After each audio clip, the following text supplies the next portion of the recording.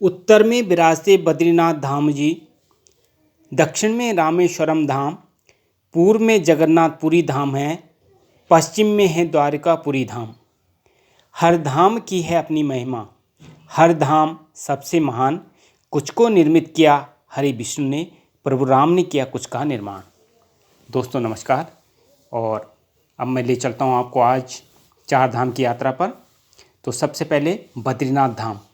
बद्रीनाथ अथवा बद्रीनारायण मंदिर भारतीय राज्य उत्तराखंड के चमोली जिले में अलकनंदा नदी के तट पर स्थित है।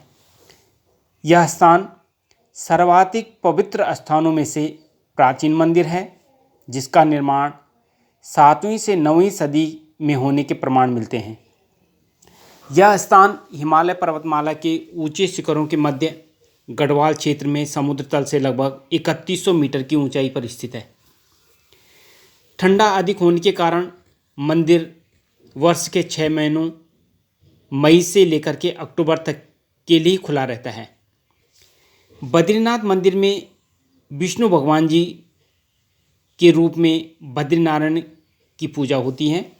यहाँ उनकी लगभग 1 मीटर लंबी शालिग्राम से निर्मित मूर्ति है, जिसके बारे में मान्यता है कि इसे आदि शंकराचार्य जी ने 8वीं शताब्दी में समीप में स्थित नारद कुंड से निकालकर स्थापित किया। यह मंदिर उत्तर भारत में स्थित है, लेकिन यहाँ के मुख्य पुजारी दक्षिण भारत के केरल राज्य के नंबूदरी संप्रदाय के ब्राह्मण होते हैं। पौराणिक लोक कथाओं के अनुसार बद्रीनाथ धाम तथा इसके आसपास का पूरा क्षेत्र किसी समय शिव भूमि के रूप में अवस्थित था। जब गंगा नदी धरती पर अवतरित हुई तो यह 12 धाराओं में बटी और इस स्थान से होकर बहने वाली धारा अलकनंदा के नाम से विख्यात हुई। मान्यता अनुसार भगवान विष्णु जब अपने ध्यान योग हेतु उचित स्थान खोज रहे थे, तब उन्हें अलकनंदा के समीप यह स्थान बहुत अच्छा लगा। नीलकंठ पर्वत के समीप भगवान विष्णु ने बाल रूप में अवतार लिया और रोने लगे।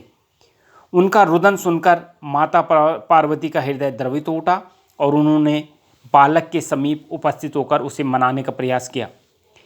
बालक ने उनसे ध्यान योग करने हेतु यह स्थान मांग लिया और यही पवित्र स्थान वर्तमान में बद्री विशाल के नाम से सर्वविदित है।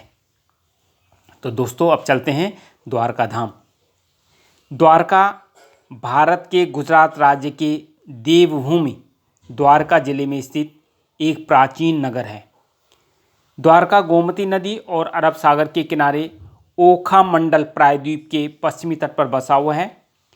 यह हिंदू के 4 धामों में से एक है और सप्तपुरी में से भी एक है। यह भगवान श्री कृष्ण के प्राचीन राज्य द्वारका का स्थल है। यह 7 पुरियों में से एक पुरी है। यह नगरी भारत के पश्चिम में समुद्र के किनारे पर बसी है। हिंदू धर्म ग्रंथों के अनुसार भगवान कृष्ण ने इसे बसाया था। यह श्री कृष्ण की कर्मभूमि है। द्वारका भारत के 7 सबसे प्राचीन शहरों में से एक है। भगवान श्री कृष्ण जी मथुरा में उत्पन्न हुए, पर राज उन्होंने द्वारका में किया। यहीं से बैठकर उन्होंने संपूर्ण भारत की बागडोर अपने हाथ में संभाली। पांडवों को सहारा दिया, धर्म की जीत हुई और शिशुपाल और दुर्योधन जैसे अधर्मी राजाओं को मिटाया। इस जगह का धार्मिक महत्व तो है ही, रहस्य भी कम नहीं है। कहा जाता है कि भगवान कृष्ण की मृत्यु के साथ उनकी बसाई हुई यह नगरी समुद्र में डूब गई। आज भी यहाँ उस नगरी के अवशेष मौजूद हैं और पुरातत्व विभाग इस पर निरंतर खोज कर रहा है। दोस्तों अब चलते हैं पुरी जी के जगन्नाथ मंदिर में। भगवान जगन्नाथ अथवा भगवान श्री कृष्ण जी को समर्पित है और जगन्नाथ मतलब जगत के स्वामी। तो समझ सकते हैं कि कितनी बड़ी महिमा है इस श्री जगन्नाथ मंदिर की। यह भारत के उड़ीसा राज्य के तटवर्ती शहर पुरी में स्थित है। इस मंदिर को 4 धामों में से एक गिना जाता है। यह वैष्णव संप्रदाय का मंदिर है जो भगवान विष्णु के अवतार भगवान श्री कृष्ण को समर्पित है। इस मंदिर का वार्षिक रथ यात्रा उत्सव बहुत प्रसिद्ध है। इसमें मंदिर के 3 मुख्य देवता भगवान जगन्नाथ, उनके बड़े भाई बलभद्र और भगिनी सुभद्रा 3 अलग अलग भव्य और सुसज्जित रथों में विराजमान होकर नगर की यात्रा को निकलते हैं। श्री जगन्नाथपुरी पहले नील माधव के नाम से पूजे जाते थे, जो भील सरदार विश्वासु के आराध्य देव थे। अब से लगभग हजारों वर्ष पूर्व भील सरदार विश्वासु नील पर्वत की गुफा के अंदर नील माधव जी की पूजा किया करते थे। मध्यकाल से यह उत्सव अतीत हर्षोल्लास के साथ मनाया जाता है और भारत ही नहीं, विश्व से बड़ी संख्या में लोग इस यात्रा में शामिल होते हैं। मंदिर से जुड़ी कथाएं भी हैं। इस मंदिर के उद्गम से जुड़ी परंपरागत कथा के अनुसार भगवान जगन्नाथ नीलमणि से निर्मित एक अगरू वृक्ष के नीचे मिले थे। यह इतनी चकाचौंध करने वाली थी कि धर्म ने इसे पृथ्वी के नीचे छुपाना चाहा। मालवा नरेश इंद्रद्युम्न को स्वप्न में यह मूर्ति दिखाई दी। तब उन्होंने कड़ी तपस्या की। तब भगवान विष्णु ने उन्हें बताया कि अब पुरी के समुद्र तट पर जाएं और उन्हें एक लकड़ी का लट्ठा मिलेगा। इसी लकड़ी से वह मूर्ति का निर्माण कराएं। राजा ने ऐसे ही किया।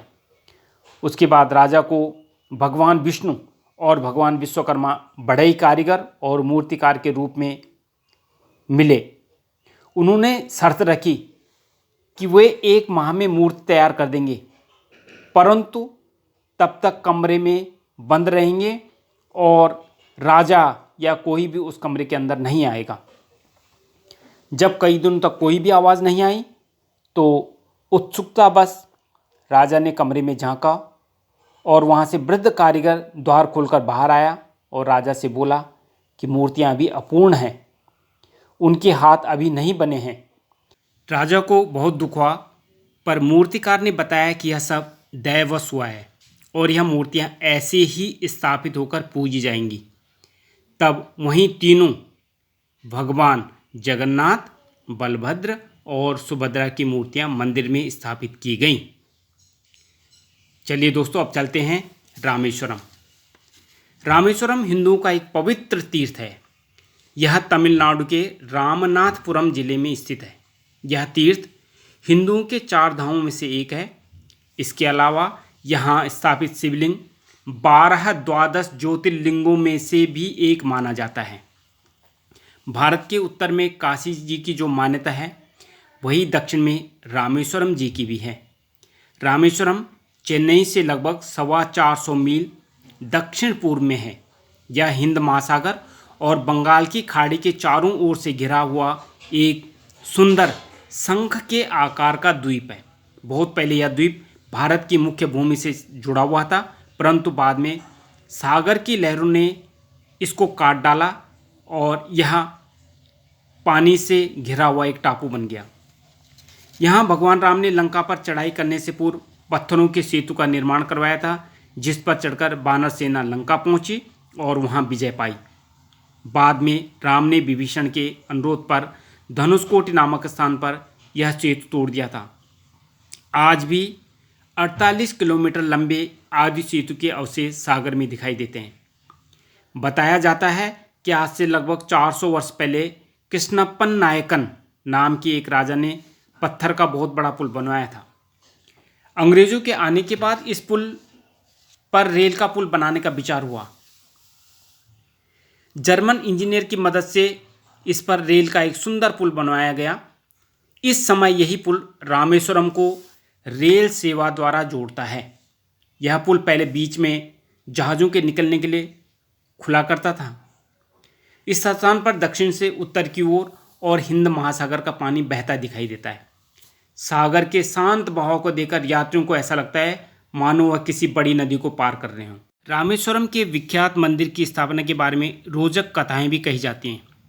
सीता जी को छुड़ाने के लिए भगवान राम ने लंका पर चढ़ाई की थी। इस युद्ध हेतु भगवान राम को वानर सेना सहित सागर पार करना था, जो अत्यधिक कठिन कार्य था।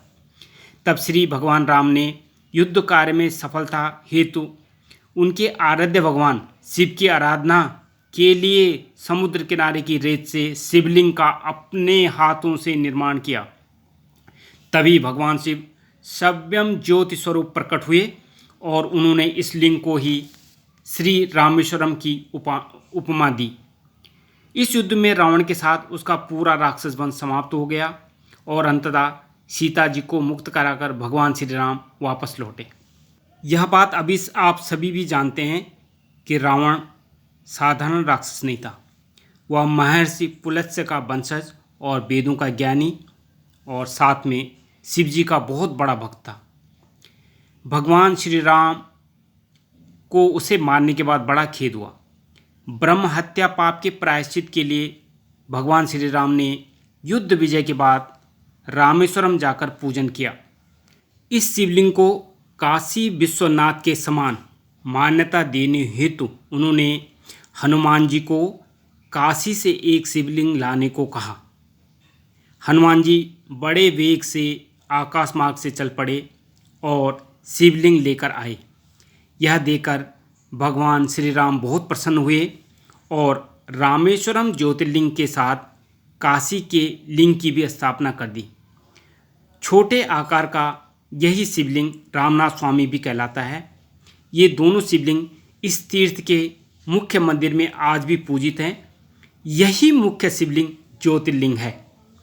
तो दोस्तों, अपने मनुष्य जीवन को सार्थक बनाने हेतु जरूर स्मरण कीजिए इन पवित्र ज्योतिर्लिंगों का, और वक्त मिले समय मिले तो ज़रूर दर्शन करके आएगा। इसी के साथ आप सभी को बहुत बहुत धन्यवाद। नमस्कार।